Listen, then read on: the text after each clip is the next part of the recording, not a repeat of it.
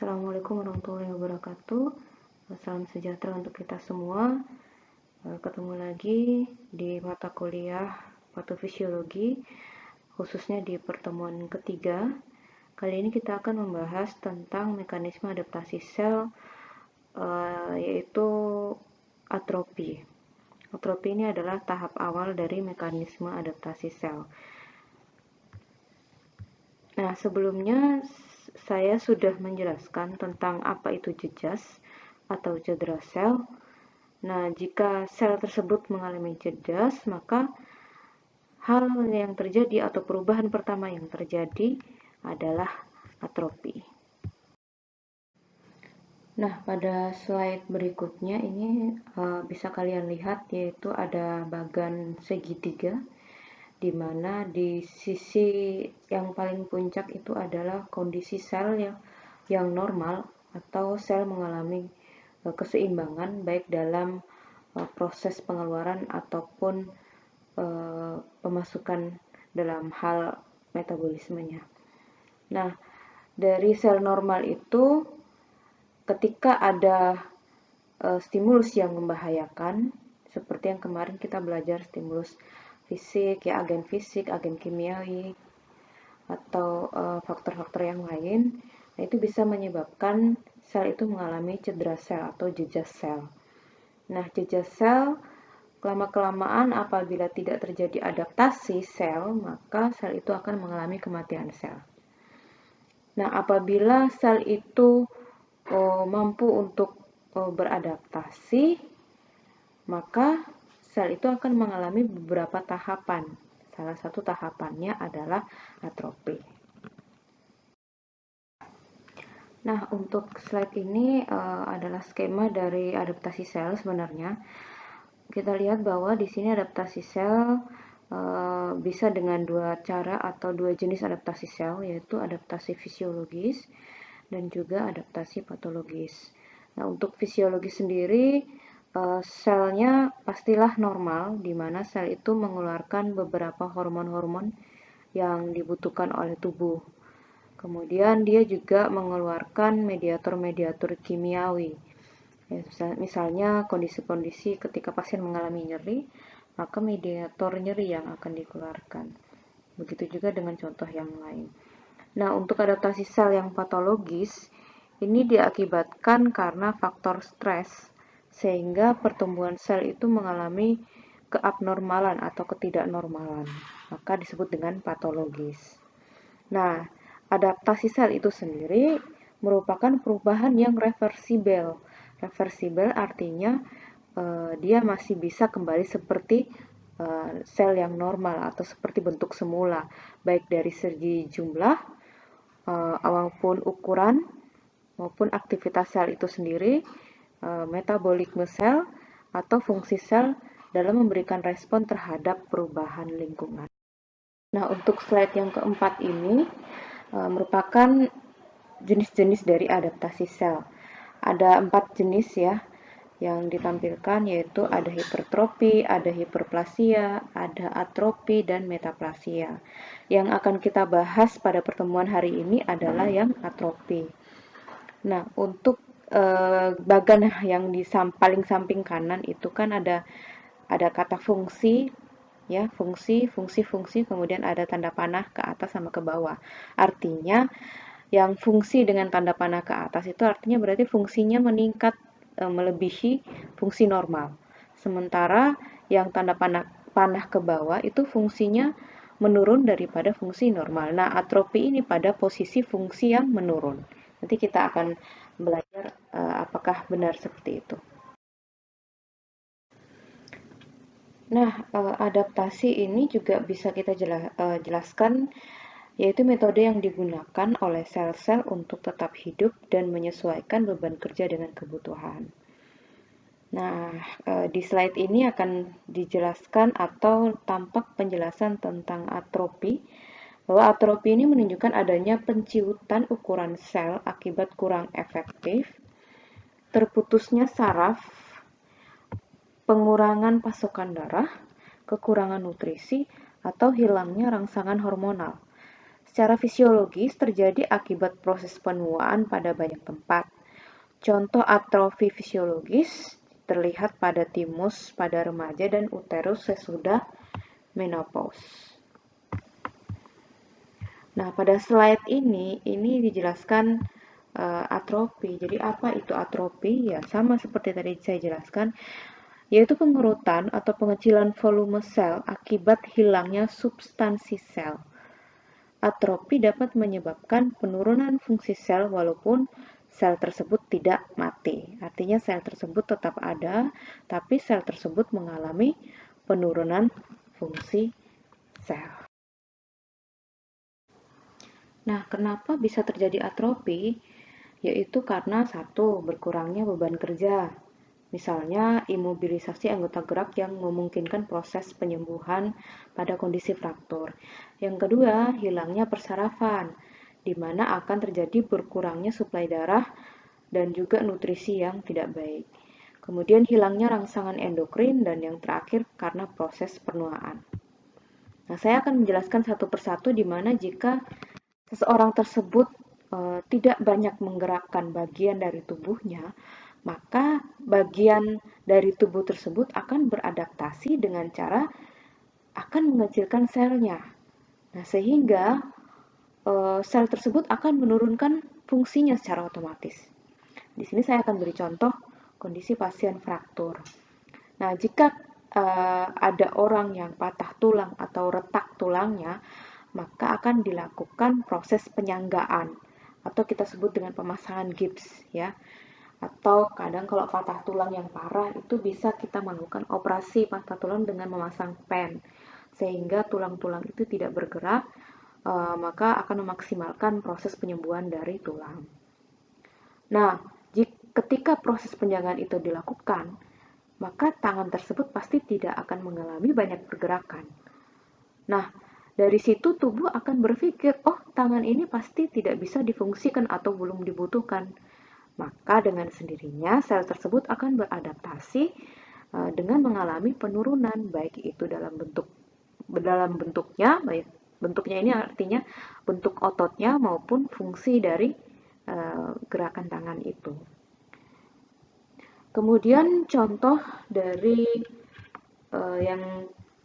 yang kedua ya, hilangnya persarafan, berkurangnya suplai darah. Nah, di sini adalah contoh ketika pasien mengalami saraf terjepit atau daerah-daerah, misalnya daerah-daerah bagian tubuh yang mengalami saraf terjepit.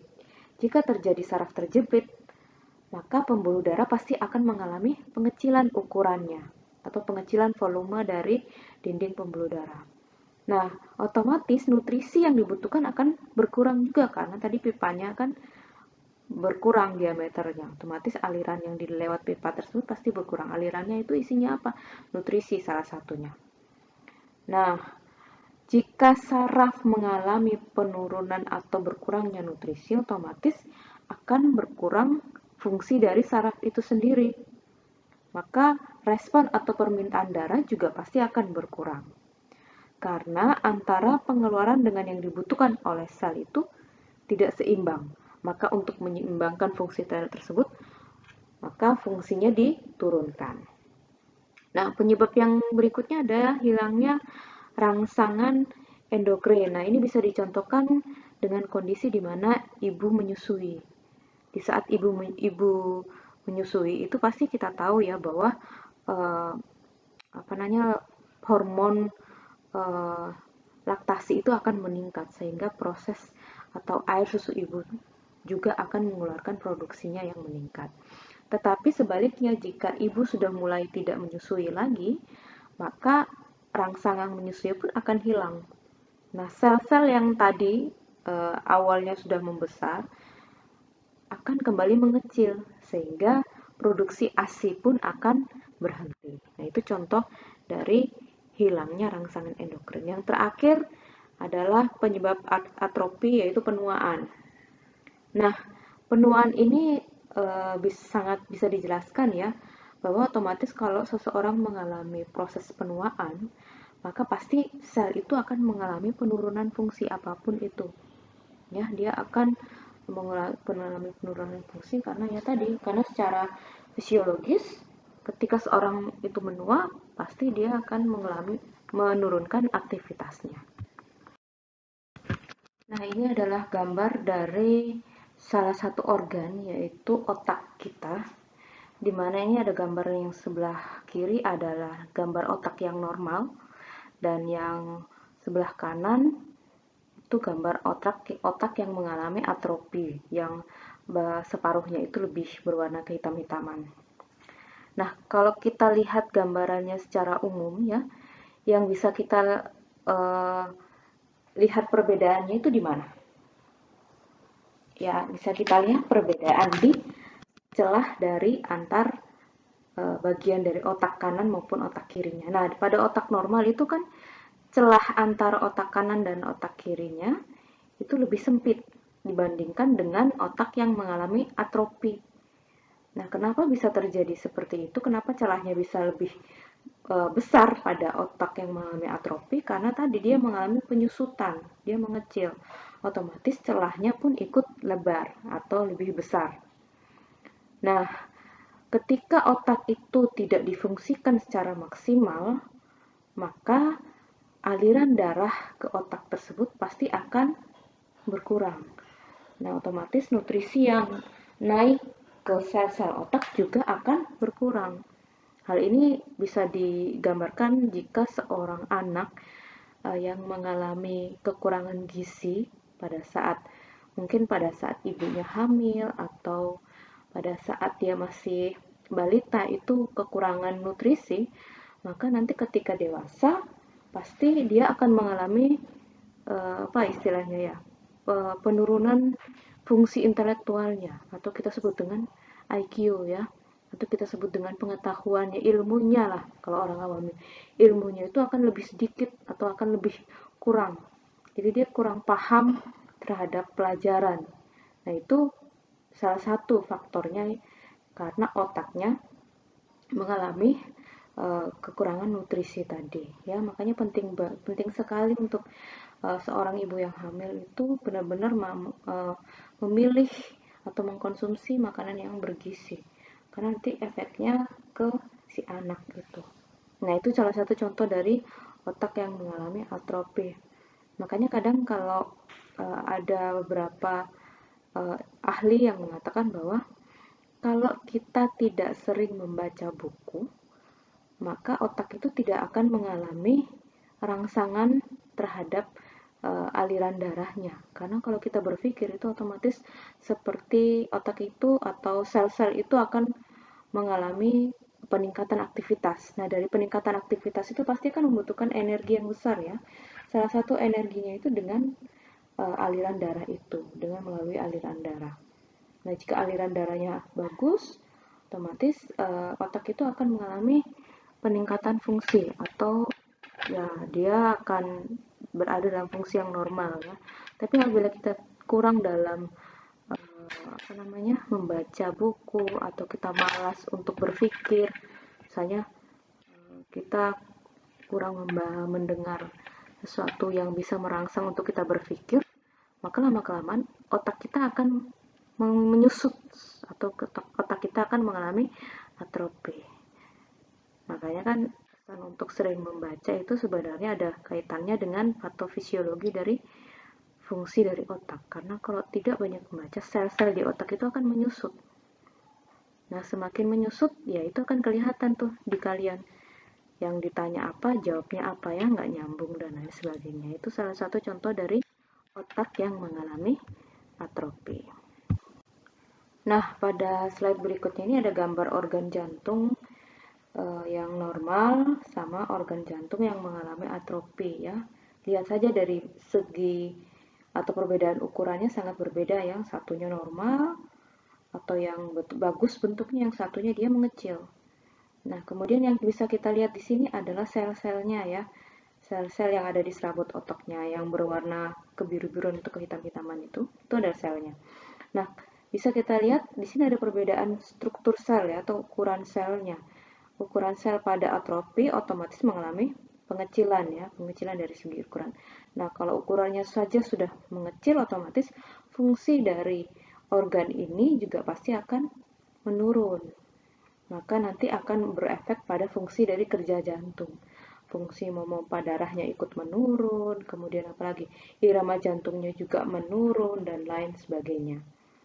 Nah, ini bisa terjadi pada kondisi di mana ketika kita tidak melakukan aktivitas fisik yang rutin atau tidak berolahraga yang rutin, maka jantung itu tidak akan dilatih untuk memompa. Dia akan mengalami penyusutan karena dianggap bahwa oh ini tubuh saya tidak memerlukan pekerjaan yang berat, berarti ya sudah saya santai-santai saja ini si jantung. Makanya jantung ini bisa mengalami atrofi. Nah, untuk slide berikutnya ini adalah gambar, jelas sekali ya, gambar dari tungkai bawah yang bisa kita lihat di sini. Ini ada, kalau bisa kita lihat hanya kelihatan tulang ya, tulang dan kulit ya. Kenapa di sini kok tidak ada otot ya? Karena otot tadi mengalami atrofi. Nah, ini bisa terjadi pada pasien-pasien yang mengalami kelumpuhan atau pasien di rumah sakit yang mengalami penyakit stroke atau dia harus istirahat baring yang lama sehingga uh, apa istilahnya pasiennya itu tidak melakukan mobilisasi rutin. Makanya ketika nanti kalian sudah belajar tentang atau kemarin ya sudah belajar tentang ROM ya, range of motion, itu fungsinya di sini. Kalau tidak kita latih kerja dari otot atau sel otot dari kaki ini, maka dia akan mengalami penurunan ukuran dan fungsinya. Jadi kalau ini pasiennya atau perawatnya malas untuk melatih mobilisasi, baik itu mobilisasi aktif maupun pasif, ya gambarannya otot kakinya dia akan mengalami penyusutan atau kita sebut dengan atrofi tadi. Nah, pasien ini nanti kalau sudah sembuh, dia akan sulit berjalan. Karena apa? Karena tadi tidak ada otot yang menyangga bagian tubuhnya atau yang menyangga antara persendiannya. Sehingga dia jalannya seperti robot atau mungkin susah untuk melangkah dan lain sebagainya. Makanya untuk menghindari itu, kita sebagai perawat harus rajin-rajin untuk melatih ROM atau mobilisasi pasif dan mobilisasi aktif dari pasien. Nah, itu dia tadi Ibu sudah menjelaskan tentang atrofi ya, adaptasi sel, salah satunya atrofi tadi. Nah, di slide ini merangkum seluruhnya ya, bisa kita lihat itu mulai dari penyebab atrofi, yaitu berkurang beban kerja, hilangnya persarafan, dan lain-lain sampai pada penuaan tadi. Kemudian tadi ada contoh, salah satu contoh dari organ yang mengalami atrofi, ya otak itu. Ya, sebenarnya bukan otak saja ya, semua organ-organ yang tidak digunakan oleh tubuh maka secara otomatis dia akan mengalami pengecilan ya. Kemudian ada gambar itu otot ya, tulang dengan otot yang mengalami pengecilan ukuran ya. Nah, ini adalah gambaran slide untuk kesimpulan dari pertemuan kita kali ini. Baik, mungkin itu saja dari pembahasan kita pada materi hari ini. Apabila ada pertanyaan, silakan kalian komen di bawah pengumuman dari video ini. Terima kasih atas perhatiannya, sampai ketemu lagi di pertemuan berikutnya.